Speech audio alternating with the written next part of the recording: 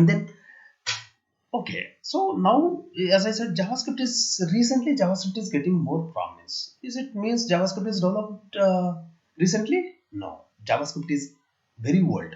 JavaScript is as old as Java. Okay, so JavaScript was developed by the Brendan Rich in 1995. Okay, so it was first tested in the Netscape browser. It was a popular browser at that time. So when it was developed by the Brendan, right? So it was first initially called or named it as a LiveScript. Later it was renamed as a JavaScript.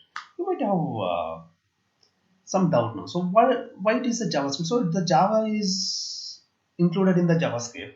Is it related to a Java, or it is something is extended from the Java? No. JavaScript and Java is entirely different.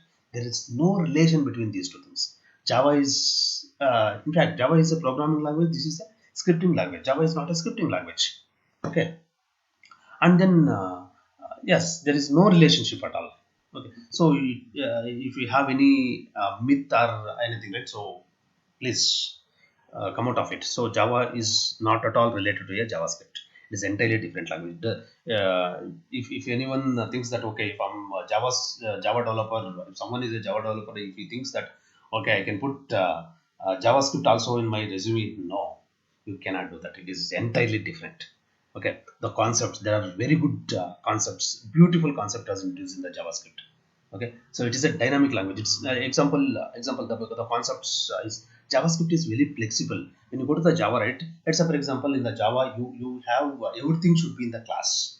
Okay, and second thing is Java is a type strongly typed language. So let's say for example if you want to define name, so you should declare it as a string data type. But in JavaScript it is not the case. So whatever the value, so let's say for example if you assign some string, okay, hello to the variable, so that variable it becomes is variable is changed to a string data type. If you replace that hello with the number 20, so that variable is now same variable will become a int, okay, in data type. Or if you make it a or character, so it becomes a character data type, but it's not in the Java. Okay, based in the JavaScript, based on the value, based on the uh, value, the data type is getting changed. But in case of Java, it is reverse way. So what the data type you have defined, related to that data type you have to give the value. Let's say for example string. If the data type is string in Java, the data type is string, so you have to give the string value. If it is int, you have to give the int value. You cannot give the string value there. Okay, it throws the compilation error, but it's not the case in Java. Okay, JavaScript and JavaScript. So in this case Java, in case of the Java, the compilation, so if anything, once you return the code, right, once you write the code, you have to compile it. So if don't have any compilation error, then only you can run the program. If you have any compilation error, it doesn't allow you to run the program. But in case of JavaScript, even if you have a compilation error, you can go ahead and uh, run it. Okay. That's the flexibility it has in JavaScript.